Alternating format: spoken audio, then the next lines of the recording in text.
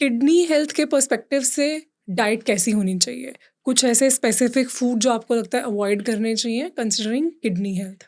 अगर मैं थोड़ा सा इसको मेडिकल भाषा में बताऊं तो किडनी को क्या क्या चीज़ें इंसल्ट करती हैं। Number one is sugar. So sugar जो होती है ना, जब ब्लड में बढ़ती है तो वो उसको ऑक्सीडाइज करके या ग्लाइकोसिलेट करके advance glycosylated end products, AGEs कहते हैं, ये बनाती है और ये एंडोथीलियल डैमेज करती है। ब्लड वेसल्स हैं वो शरीर के सारे अंगों में है, चाहे वो आंख में है, चाहे वो हार्ट में है, चाहे ब्रेन में है, चाहे पेशाब की थैली में, किडनी में है। सो ये जो है ये almost each and every cell को हिट करती हैं। So ये not only kidney damage, it damages your heart, it damages your brain, it damages your retina, it damages your blood vessels of the penis, erectile dysfunction. Number 2, hypertension, high BP. Okay. जो high BP होता है, persistently अगर high BP रहता है तो वो भी kidney की ब्लड वेसल्स को हिट करता है और उसमें ग्लोमेरुलस को नुकसान पहुंचाता है। Third insult is medications.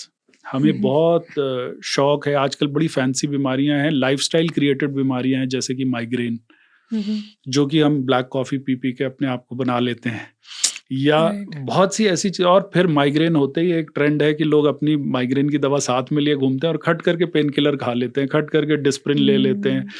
पहले ऐड भी आते थे, सैरिडॉन लिया और बिल्कुल सर दर्द दूर हो गया।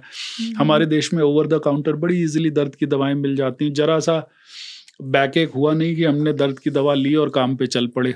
सो ये जो इंसल्ट है दवाओं की वजह से, ये दो तरह की होती है। एक तो है कि कई बार सिंगल डोज से दवा से किडनी खराब हो जाती है, जिसको इंटस्टिशियल नेफ्राइटिस कहते हैं, ड्रग इंड्यूस्ड इंटस्टिशियल नेफ्राइटिस। और कई दफे उसको जो है बार बार लेते रहने की वजह से क्यूमुलेटिव डैमेज होने लगता है उसके हाई लेवल से। बार बार पेन किलर्स लेने में किडनी में डैमेज होता है, बार बार एंटीबायोटिक्स लेने में किडनी में डैमेज होता है। This is again a form of insult. One more form of insult is taking less water, which is जितना पानी की रिक्वायरमेंट है उससे कम ही पानी पी रहे हैं। दिन भर काम में इतना बिजी है कि पानी पिया ही नहीं। डाइट में बेसिकली जैसे शुगर हुआ एक इम्पॉर्टेंट चीज, इसी तरह से how access sodium affects kidney. बहुत ज़्यादा सॉल्ट अगर कोई लेता है अपने खाने में या प्रोसेस्ड फूड्स के थ्रू, तो वो भी किडनी को अफेक्ट करता है। जो सॉल्ट में सोडियम क्लोराइड होता है, और सॉल्ट लेने से वाटर रिटेंशन होती है और ब्लड प्रेशर हाई होता है। सो जब ब्लड प्रेशर हाई होता है तो एक बड़ा विशियस सर्कल बन जाता है। हाई ब्लड प्रेशर किडनी की खून की नसों को धाड़ धाड़ धाड़ धाड़ हैमर कर रहा है। एक मिनट में अगर आपकी पल्स रेट 72 है तो 72 बार उसने किडनी को हैमर किया हाई ब्लड प्रेशर ने। सो हाई ब्लड प्रेशर एक बहुत इम्पॉर्टेंट इंसल्ट है किडनी के लिए। We have to learn to keep our blood pressure under control. और स्पेशली जो भी लोग मोर देन 30-35 ईयर्स के हैं, उनको एक हैबिट बना लेनी चाहिए कि अपना ब्लड प्रेशर अगर डेली नहीं कर सकते, हफ्ते 10 दिन में एक बार ज़रूर कर्सरी एक रखना चाहिए, ताकि एक आइडिया रहे कि हाँ हमारा ब्लड प्रेशर नॉर्मल है। बिकॉज किडनी की बीमारियों की तरह ही ब्लड प्रेशर ऐसी चीज़ है जो कि कब बढ़ जाता है पता नहीं चलता। So again it is an insult for kidney. Then other insults are in the form of neglected stones, या बार बार UTI हो रहा है, इन्फेक्शन हो रहा है, उस कारण को हम नहीं सही कर रहे हैं, एड्रेस कर रहे हैं, उसकी वजह से बार बार किडनी में इन्फेक्शन हो रहा है और इंसल्ट हो रही। तो ये सारी चीज़ें हैं जो कि किडनी को इंसल्ट करती। मेनली डाइट में सोडियम, शुगर, नमक या चीनी, दोनों ही चीज़ें। नमक की जैसे हम बात कर रहे हैं, तो नमक में ये टेबल सॉल्ट ही है, क्योंकि nowadays people are so much aware that they are replacing table salt. मतलब टेबल सॉल्ट भी ले रहे हैं, वाइट सॉल्ट ले रहे हैं, और साथ में कभी कभी उसको रिप्लेस कर रहे हैं पिंक सॉल्ट, रॉक सॉल्ट, सी सॉल्ट के साथ। Is it a good idea? I don't think so. Okay, why? Because table salt is iodised. जो नमक बना हुआ है वो बहुत ही बैलेंस तरीके से बना हुआ है, और वो नॉट ओनली हाइपरटेंशन, वो हमें बहुत सी अलग अलग बीमारियों से भी बचा रहा है। ये जो बाकी तरह के नमक हैं, इनका एक तो इनके पीछे कोई साइंटिफिक रैशनल या कोई साइंटिफिक स्टडी नहीं है। इट इज़ जस्ट कि इंडिविजुअल रिकमेंडेशंस हैं कि हाँ इससे ये बीमारी कम हो रही है, ये बीमारी कम हो रही है, but actually less level of sodium is more detrimental. अगर सोडियम कम हो जाएगा तो बंदा बेहोश हो जाएगा, गिर जाएगा, his brain will throw seizures. Sodium का बढ़ा होने से तो खाली बीपी बढ़ेगा जिसको कि हम कंट्रोल कर सकते हैं, लेकिन सोडियम कम होने से तो आदमी अनकॉन्शियस हो जाएगा. So if you are persistently taking Lona salt or low sodium salt or some fancy salts which are low in sodium, then actually it is going to, over the period of time, it is going to produce a state of hyponatremia.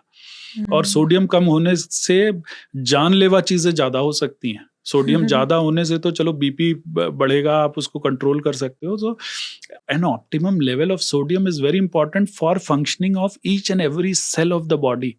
Cell की membrane, चाहे वो heart की muscle हो, चाहे हमारे पैर की muscle हो, चाहे आंखों का रेटिना हो, name a cell and it needs sodium potassium pump to function. Does that mean one must always and only take white salt, बाकी के लेने ही नहीं चाहिए, या फिर 80-20 का रेशो रख सकते हैं? Yes, I think that is the best approach. आप most of the times you consume white salt in a limited quantity. कभी मन करे तो काला नमक, कभी सेला नमक, कभी pink salt, कभी Lona salt you can use, but then the predominant share should be the white salt. No, thank you so much for clearing it, because these days a lot of people are completely replacing white salt with all the other alternatives. उसमें iodine तो lack करता ही है, और बाकी भी जो आपने इतने उसके बेनिफिट्स बताए वो सब भी मिस आउट हो जाते हैं. So I think that's very iodine तो इतना इम्पोर्टेंट है, जो हमारा थायराइड हार्मोन है, ट्राईआइडोथायरोनिन या टेट्राआइडोथायरोनिन, जिसको थायरोक्सिन कहते हैं, वो तो शरीर के हर सिस्टम को, हर सेल को इफेक्ट करता है. अगर थायराइड हार्मोन की कमी होने लगी, इनसफिशिएंसी होने लगी, तो वो भी एक बहुत घातक जानलेवा रूप ले सकता है. अच्छा. If it is going undetected. या तो आप थायराइड की दवा खाना शुरू कर दें और उसको नॉर्मलाइज कर लें. सो आयोडीन युक्त नमक तो सबसे अच्छा और स्वस्थ नमक है. और कोई इस तरह के फूड्स जो किडनी हेल्थ के लिए अच्छे होते हैं, सपोर्ट करते हैं, जो आप अपनी डाइट में लेते हो? मैं तो जो फ्रूट्स रेकमेंड करता हूँ या वो करता हूँ, fruit should be balance in terms of कि बहुत ज़्यादा शुगरी नहीं होने चाहिए, फाइबर रिच होने चाहिए, और सीजनल होने चाहिए.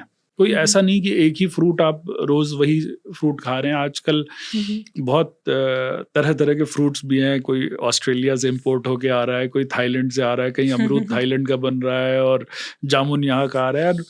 Food industry has grown so much that there are so many genetically engineered fruits also. आप ऑस्ट्रेलिया में संतरा खाओगे तो उसमें बीज नहीं होगा. आप so what human beings have done is that they have genetically modified the vegetables and fruits in such a manner so that it is their work is lessened. उनको जो है बिना बीज वाला संतरा मिल गया, उन्होंने खा लिया. Better, tastes better, फेंकने की जरूरत नहीं convenient. But then these are genetically engineered vegetables. I'm not sure, I'm not aware कि इनका लॉन्ग टर्म में क्या हार्म होगा, बिकॉज जेनेटिक्स ऐसी चीज है जो कि डीएनए को धीरे धीरे अफेक्ट करती है. Takes maybe several years or decades to hit to understand. कोई कुकिंग टिप्स जो आप सजेस्ट करते हो अपने क्लाइंट्स को?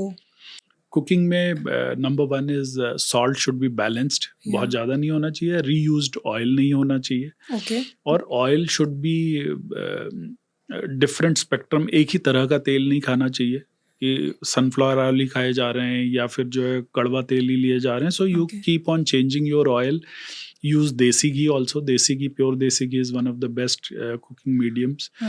तो ऑयल सबसे इम्पॉर्टेंट चीज़ है. फ्राइड फूड, ज़्यादा नमक वाला फूड या ज़्यादा चीनी वाला फूड, और साथ ही साथ जो तेल है उसकी रीयूज नहीं होनी चाहिए. तो जितना ही सैचुरेटेड होगा उतना ही नुकसान अंदर पहुंचाएगा. किडनी का काम और बढ़ेगा. हाँ, और तो किडनी के अलावा भी बहुत सी चीजें डैमेज करता है. हार्ट को, ब्लड वेसल्स को, हर तरह से. Thank you so much for watching this clip. और अगर आप इस पूरे एपिसोड को एंजॉय करना चाहते हैं तो हमारे मेन चैनल गुंजन शाउट्स पे जा सकते हैं, जिसका लिंक डिस्क्रिप्शन में अवेलेबल है.